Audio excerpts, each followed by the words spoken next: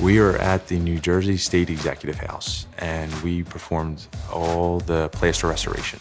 We were here roughly 3 years. We did new plaster molding, we did veneer plaster, we did plaster patching, we had sanded veneer diamond, we had acoustical plaster. The building was originally built, I believe, in 1792, and it went through multiple renovations. 2017 is when they started planning for this new renovation. There was a historic architect on the project. We had weekly meetings.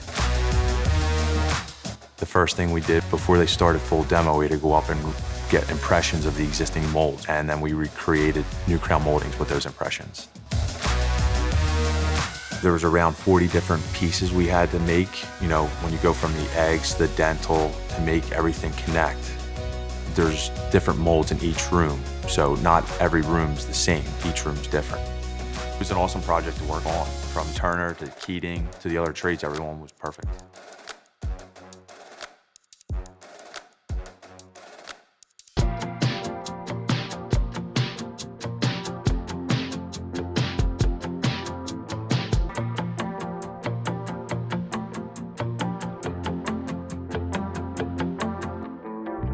The millwork was done at Neshaminy Valley's shop. All the radiuses had to be done in forms because we had to match the radiuses of the inside corners, outside corners. It was a much better install than trying to go to the metal studs with holding the radiuses. It's just impossible to do sometimes.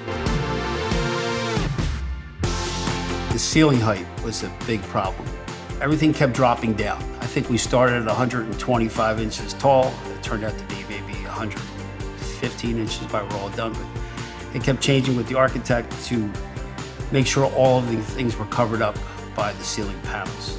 Fingers crossed, hoping everything comes out right, because it was a lot of money in woodwork and everything else, so it's like you really want it to work. Yeah, first time I've ever done a job like that were the slats. There were slats, slat panels that were removable to get to the window. Meeting with the architect to show them what the difference of the ash slats look like. It's not Formica, it's wood. And a lot of people don't understand there's a lot of different shades of color. So I was surprised to see how good it looked, even though we had so many different colors of ash. The favorite part of this job is working with glaze.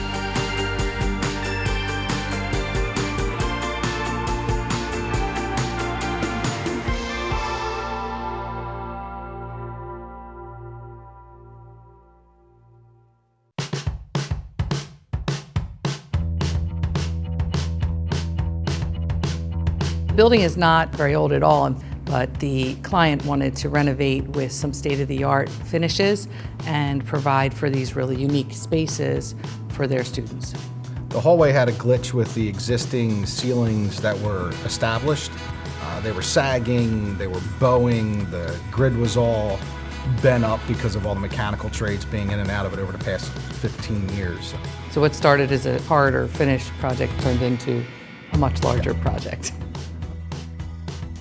Computer labs, style rooms, little rooms that the kids could take videos for their presentations, little glass pods for study halls.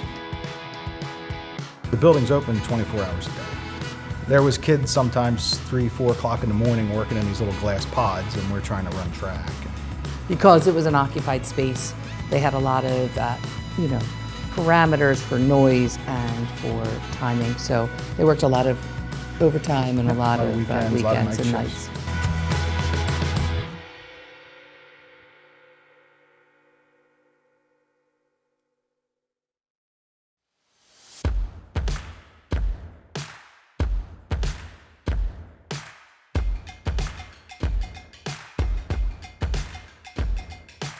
We were at AmeriHealth Caritas. We undertook an 800-station, 120 private office installation here. They wanted to redo 4 floors of their office space with new workstations, private offices, ancillary furniture, lounge furniture, just a whole redo of the space.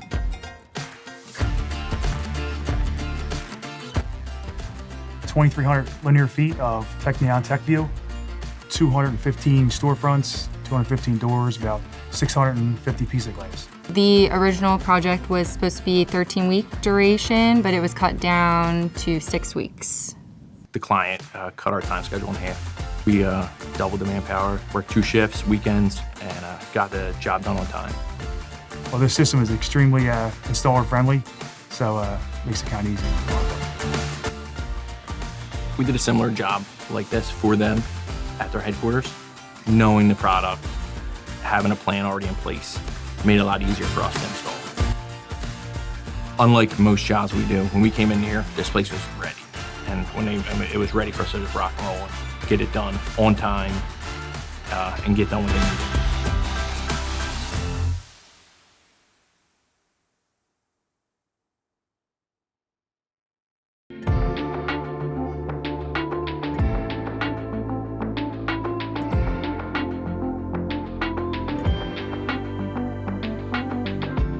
Dior, King of Prussia Mall. Scope was level 5 drywall finishing inside the entire store. 700 mud-in lights mixed in with the knife edge that went all the way around. Seeing that many lights into a store was definitely complicated, except mixing it into all the joints, the knife edge, and throwing the level 5 all in at once really makes the job difficult. Initially, it wasn't that many lights. It went from 350 to 700. When they doubled that count, it was, okay, now we had to figure that out. How do I keep these lights very clean? How do I keep the linears very clean, the knife edge very clean? The lights, they changed from a singular square to a double circle light. So you have to combine all that into one ceiling. You know, you're talking double lights. You're talking that knife edge is right next to it. You have your factory joints, which we call flats. You know, then you have your butt joints where they're too non, and they have to be floated out even further.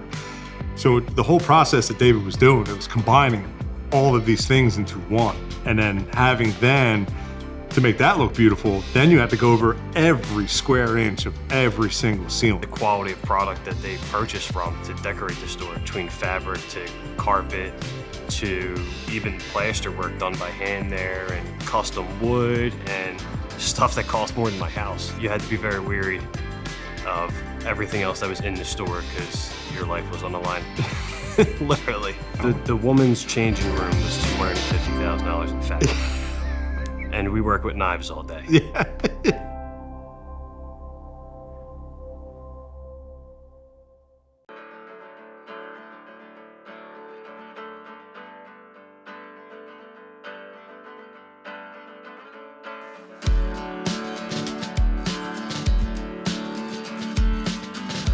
The Elmwood Park Zoo is actually comprised of 3 different spaces: the lobby and the retail space, the administration space. The third space, which is probably the most unique, is downstairs, and it's an animal hospital. There were special considerations because of the use spaces. They're all different, and so that necessitated many different types of products and materials that we had to use. The most unique product here is called a wooden system. It's an Italian product, and it is what is clad on the entire exterior of the building and also above us in the retail space.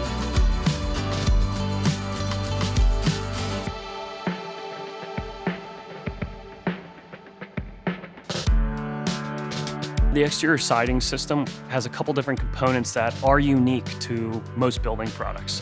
So the first is, it's a rain screen system. It is the first line of defense that probably sheds 90–95% of all moisture, humidity. It also looks good. The Elmwood Park Zoo designers wanted a product that felt like a zoo, a safari, something that's wildlife based. The exterior siding system carried to the underside of the soffits. And that soffit continues on the main entrance from the exterior canopy all the way into this space above us. There's something that's meant for exterior use that was brought into an interior space. Hagen Construction has been around for 40 years, and we have a host of super diverse projects that we work on, and Elmwood Park Zoo is like right at the top.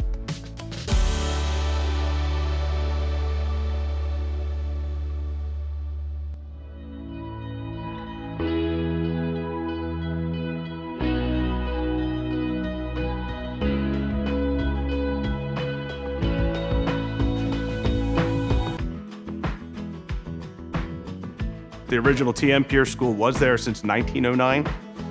and it had to be torn down because of lead and asbestos. We started out with exterior framing layout, then to exterior framing, all metal studs, heavy gauge. We went from putting in the sheething on the exterior, roof blocking, going down to interior framing, drywall, all the wall protection, doors hardware. We started the job and we decided to go for LEED certification. Yeah, we drove Craig nuts.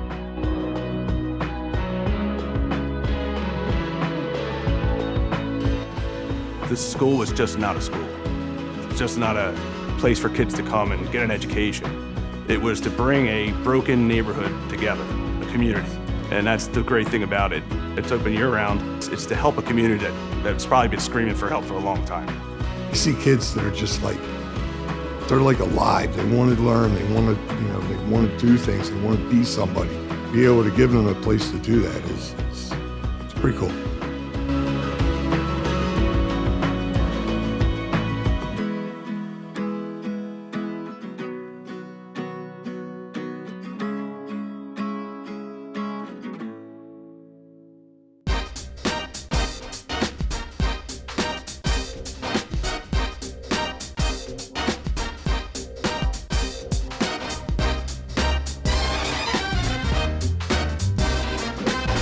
This project came together pretty amazing. It's 4 9-hole golf putting courses at 16th and Chestnut. The big bar and a little bar that came in pieces, set the bar tops and the cabinets and shelving elements that they had on the wall, but mostly putting all the holes together. That was the most exciting part of the job, is putting all those parts and pieces together and making it work and giving the final result on what the owner's looking for. They had an image in their head on what they wanted, and I think that we turned it over exactly how they liked.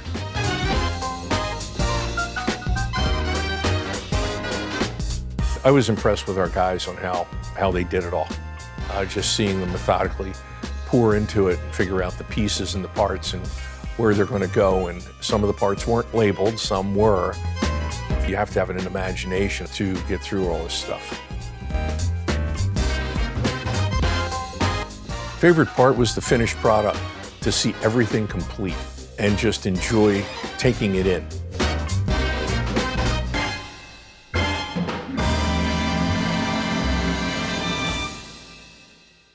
Pierce, take one. You're gonna get it great this time, I promise. Where's the cocktails? We're doomed. My favorite part was probably being done. Andy, you just ruined the shot. You're welcome. That's pretty good. There you go. Now you sound better. Look at that. Sorry. For me, it would be getting paid.